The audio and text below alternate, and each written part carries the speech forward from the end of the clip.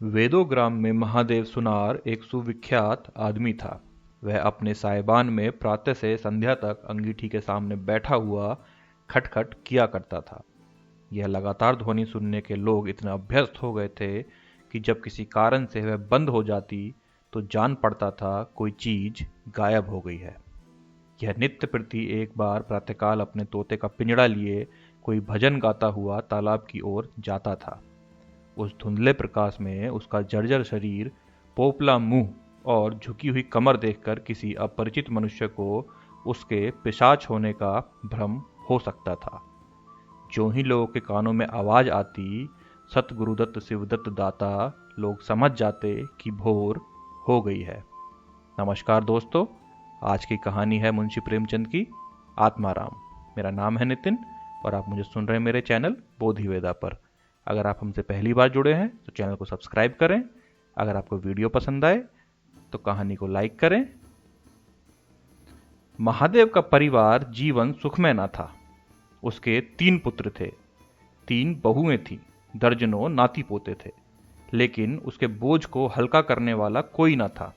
लड़के कहते, जब तक दादा जीते हैं हम जीवन का आनंद भोग लें, फिर तो यह ढोल गले पड़ेगी ही। बेचारे महादेव को कभी कभी निराहार ही रहना पड़ता।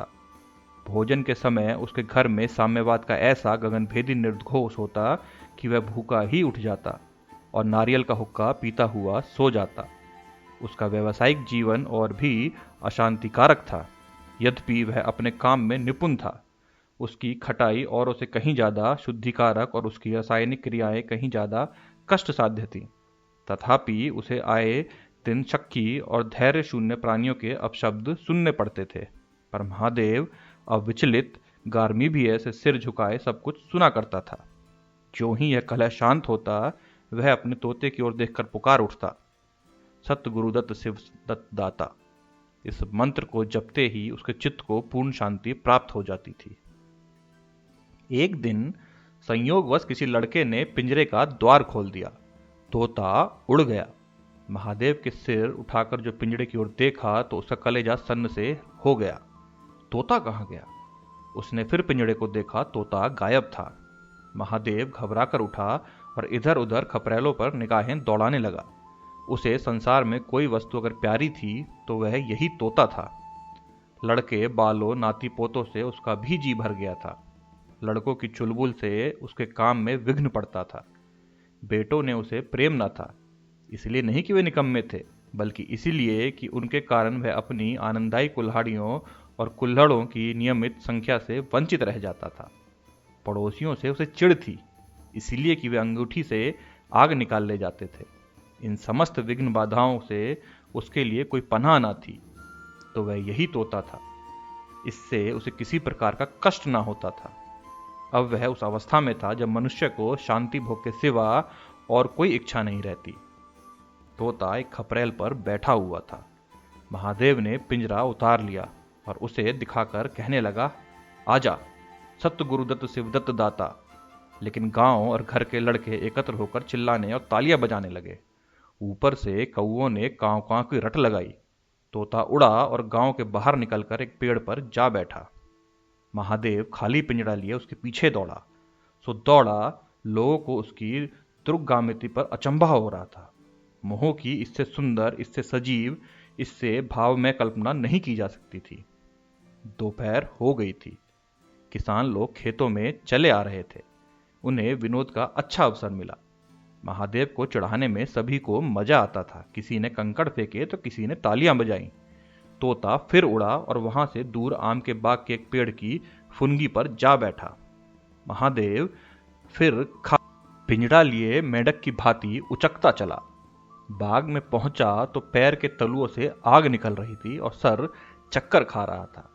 जब सारा समाधान हुआ तो फिर पिंजड़ा उठाकर कहने लगा, सत्य गुरुदत्त शिवदत्त दाता। तोता फुनगी से उतरकर नीचे की एक डाल पर आ बैठा, किंतु महादेव की ओर संसक नेत्रों से ताक रहा था।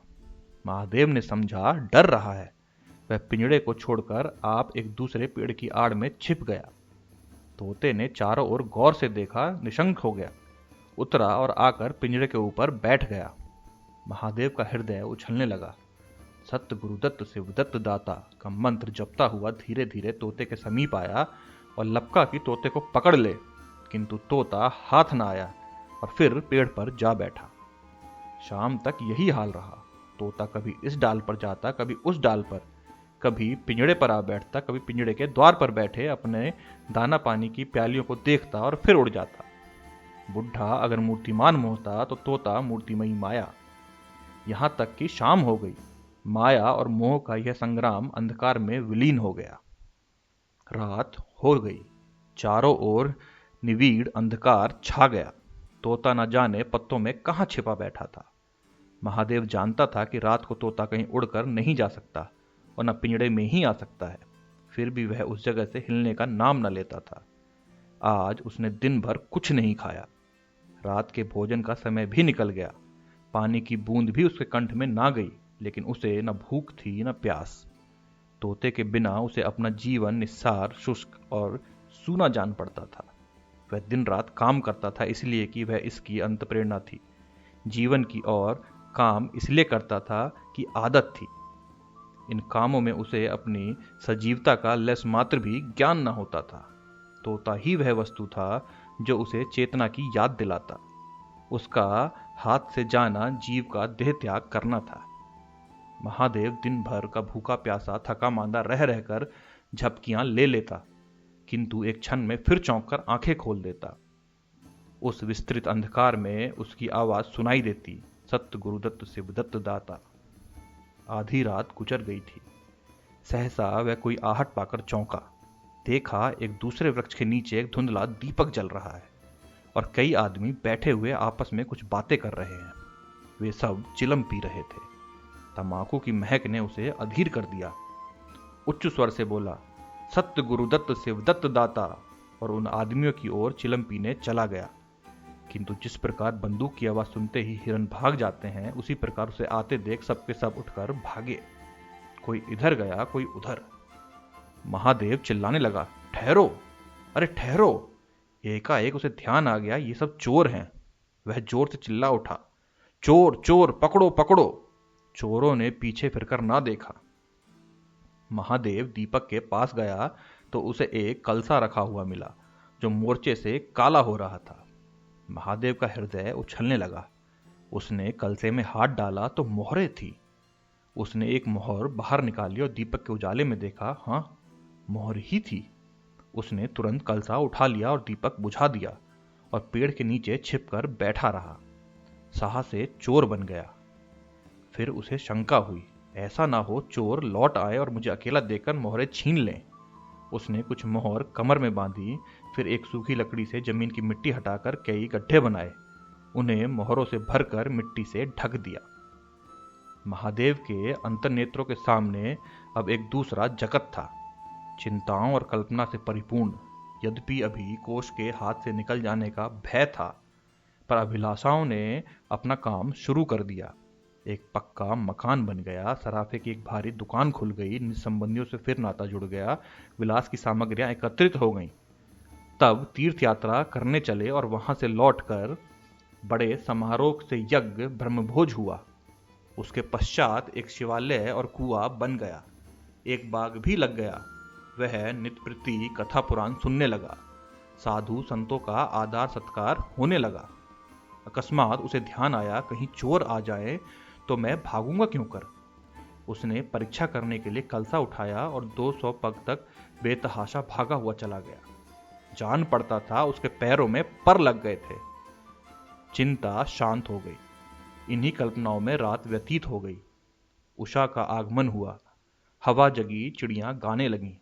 सहसा महादेव के कानों में आवाज आई, सत्य गुरुदत्त शिवदत्त दाता, राम के चरण में चित्त लागा। यह बोल सदैव महादेव की जिह्वा पर रहता था। दिन में सहस्त्रों की बार ये शब्द उसके मुंह से निकलते थे, पर उनका धार्मिक भाव कभी भी उसके अंतःकरण को स्पर्श न करता था। जैसे किसी बाजे से राग निकलता है, उसी प्रकार उसके मुंह से यह बोल निकलता था, निरर्थक और प्रभाव शून्य। तब उसका हृदय रूपी वृक्ष पत्र पल्लव विहीन था। यह निर्मल वायु उसे गुंजरित ना कर सकती थी। पर अब उस वृक्ष के कपोलों और शाखाएं निकल आई थीं। इस वायु प्रवाह में झूम उठा, गुंजित हो गया। अरुणोदय का समय था। प्रकृति एक अनुरागम्य प्रकाश में डूबी हुई थी। उसी समय तोता पैरों के जोड़े हुए ऊंची डाल से उतरा, जैसे आकाश से कोई तारा टूटे, और आकर पिंजड़े में बैठ गया। महादेव प्रफुल्लित होकर दौड़ा और पिंजरे को उठाकर बोला, आओ आत्माराम, तुम्हें कष्ट तो बहुत दिया, पर मेरा जीवन भी सफल कर दिया। अब तुम्हें चांदी के पिंजड़े में रखूंगा और सोने से मढ़ दूंगा। उसके रोम रोम से परमात्मा के गुणानुवाद की ध्वनि निकलने लगी। प्रभु, तुम कितने दयावान हो, यह तुम्हारा असीम वात्सल्य है। नहीं तो मुझ पापी प्रतीत प्राणी कब इस कृपा के अयोग्य था। इन पवित्र भावों से उसकी आत्मा विलब्ध हो गई। वह अनुरक्त होकर कह उठा, सत्य गुरु दत्त शिव दत्त दाता, राम के चरण में चित्त लागा। उसने एक हाथ में पिंजड़ा लटकाया, बगल में कलसा दबाया और घर चला। महादेव घर पहुंचा तो अभी कुछ अंधेरा था। रास्ते में एक कुत्ते के सिवा और किसी से भेंट न हुई, और कुत्ते को मोहरों से विशेष प्रेम नहीं होता। उसने कलसे को एक नांद में छिपा दिया और उसे कोयले से अच्छी तरह ढककर अपनी कोठरी में रख आया। जब दिन निकल आया तो वह सीधे पुरोहित के घर पहुंचा। पुरोहित पूजा पर बैठे सोच रहे थे, कल ही मुकदमे की पेशी है और अभी तक हाथ में कौड़ी भी नहीं। यजमानों में कोई सांस भी नहीं लेता। इतने में महादेव ने पालागन किया। पंडित जी ने मुंह फेर लिया। यह अमंगल मूर्ति कहां से आ पहुंची, मालूम नहीं दाना भी मैसर होगा या नहीं। रुष्ट होकर पूछा, क्या है जी, क्या कहते हो? जानते नहीं हम इस समय पूजा पर रहे हैं?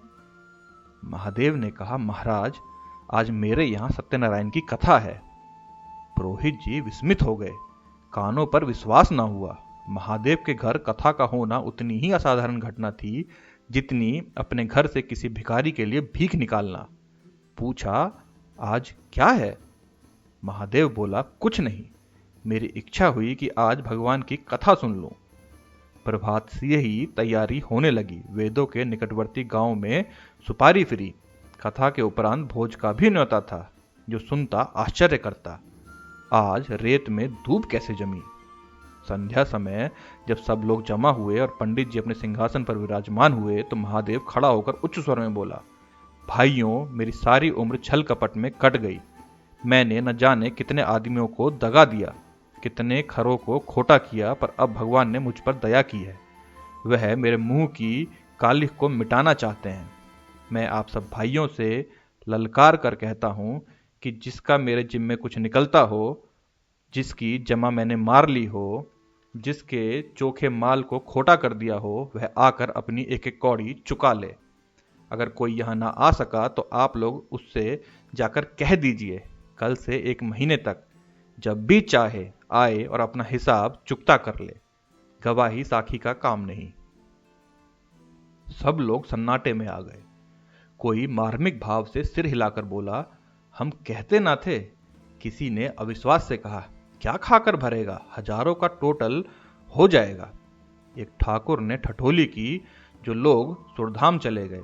महादेव ने उत्तर दिया, उनके घर वाले तो होंगे। किंतु इस समय लोगों को वसूली की इतनी इच्छा न थी जितनी यह जानने की कि इसे इतना धन मिल कहां से गया। किसी को महादेव के पास आने का साहस ना हुआ। देहात के आदमी थे, गड़े मुर्दे उखाड़ना क्या जाने। फिर प्रायः लोगों को याद भी ना था कि उन्हें महादेव से क्या पाना है, और ऐसे पवित्र अवसर पर भूल चूक हो जाने का भय उनके मुंह बंद किए हुए था। सबसे बड़ी बात यह थी कि महादेव की साधुता ने उन्हें वशीभूत कर लिया था। अचानक पुरोहित जी बोले, तुम्हें याद है, मैंने एक कंठा बनाने के लिए सोना दिया था। तुमने कई मासे तौल में उड़ा दिए थे। महादेव बोला, हाँ याद है। आपका कितना नुकसान हुआ होगा? पुरोहित बोला, 50 रुपए से कम तो ना होगा। महादेव ने कमर से 2 मोहरें निकाली और पुरोहित जी के सामने रख दी। पुरोहित जी की लोलुपता पर टिकाए होने लगी। यह बेईमानी है, बहुत हो तो 2-4 रुपए का नुकसान हुआ होगा। बेचारे से 50 रुपए ऐंठ लिए। नारायण का भी डर नहीं। बनने को पंडित, यह नीयत ऐसी खराब, राम राम। लोगों को महादेव पर एक श्रद्धा सी हो गई। 1 घंटा बीत गया पर उन सहस्त्र मनुष्यों में से एक भी खड़ा ना हुआ। तब महादेव ने फिर कहा, मालूम होता है आप लोग अपना अपना हिसाब भूल गए हैं, इसलिए आज कथा होने दीजिए। मैं 1 महीने तक आपकी राह देखूंगा, इसके पीछे तीर्थ यात्रा करने चला जाऊंगा।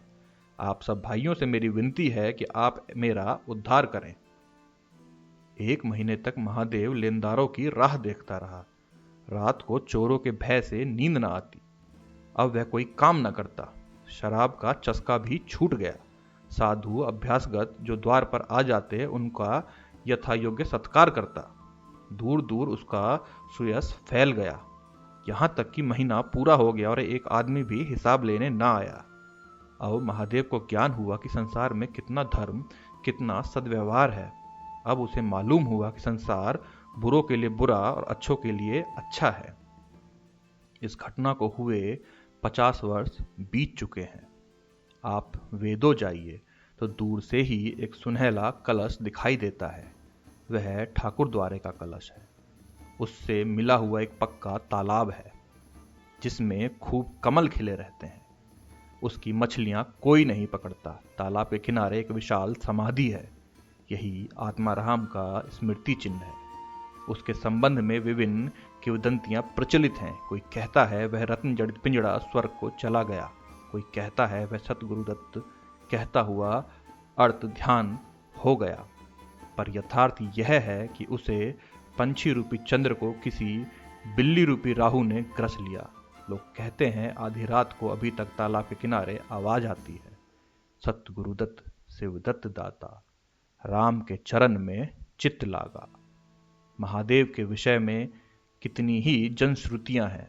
उनमें सबसे मान्य यह है कि आत्माराम के समाधि स्थित होने के बाद वह कई सन्यासियों के साथ हिमाचल चला गया और वहां से लौटकर न आया। उसका नाम आत्माराम प्रसिद्ध हो गया। अगर आपको ये वीडियो पसंद आई हो, चैनल को सब्सक्राइब करें, लाइक करें, कमेंट करें। Thank you so much for the support.